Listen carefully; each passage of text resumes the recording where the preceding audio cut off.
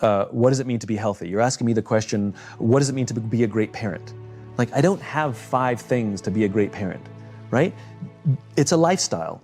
And it comes number 1 with the commitment that I'm responsible for the life of another human being, the growth of another human being.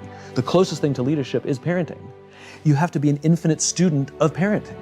You know, you want to be a parent, you ask your friends, you ask your own parents, you join groups, you read magazines, you watch talks, whatever it is, you're constantly consuming how to deal with this constantly changing challenge of being a parent. And it's ups and downs and successes and failures. You know, and that's what it is. Leadership is the same. Leaders, great leaders are students of leadership. No matter how achieved they may be, they're still learning. And it's a lifestyle. It's the lifestyle of what I need to do to look after people, which includes things like listening, learning how to give and receive feedback, learning how to have effective confrontations, how to discipline when necessary in a way that's constructive. Roam the halls, get to know people, learning what it means to ask somebody questions. How do you ask questions? You know, like some people are naturally good at being curious about other human beings, and some people are uncomfortable because they're introverts or whatever, socially awkward. But we can learn, you know, how do you learn to remember people's names? Oh, I'm bad at names. No, you've just decided you're bad at names. We can learn to be good at names so that when we walk down the hall and say, hey, Tom, oh my God, he remembers my name. It's a nice feeling. It's a lifestyle. It's a lifestyle. There are many, many things we have to do and constantly work on to be a great leader, to create that environment. Everything that we're talking about in the Infinite Game is really, really, really, really hard. It is so much easier to build a company based on short-term ambitions than it is an infinite cause. It just is, right? It's also fun, right? Until it's not. Less inspiring, but sometimes fun, right? Hitting a goal feels good, right? It's much easier to just hire and fire people frequently, hire fast, fire fast, as to hiring slowly and firing slowly because we try and take care of our people as best we can.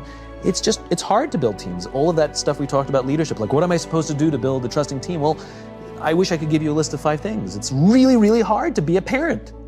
It's much easier to be an uncle or an aunt or not have kids, right? It's hard, right?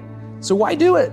You know, it's fun and exciting to try and beat our competitors, you know, but to have to face our own weaknesses every day, oh, that's exhausting.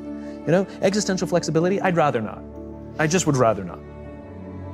So the reason this takes courage to completely change our mindset, A, about the game that we're actually players in, and how we want to approach these things, and do we want to shift our mindset and our organizations to prepare for the infinite game, to be organized for the infinite game, it takes courage because we're going to be swimming upstream in a world that is very finite driven.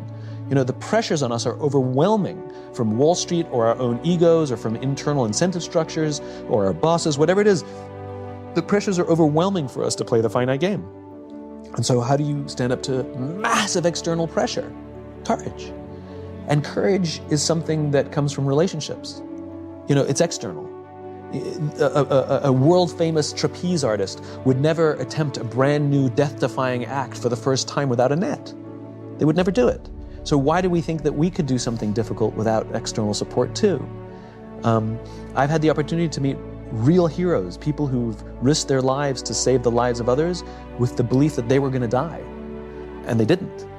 And when asked, why did you do it? They all say something similar, which is they would have done it for me. It's external. And so we have to take the time to foster and take care of people around us, to nurture our relationships, because when we're going to be doing something difficult, when we're going to be swimming upstream, when we're going to be innovating and doing something different, there are days we're going to doubt ourselves. There are days we're going to get knocked in our ass. There are days that storms are going to rise, and we have to have people who say, I got your back.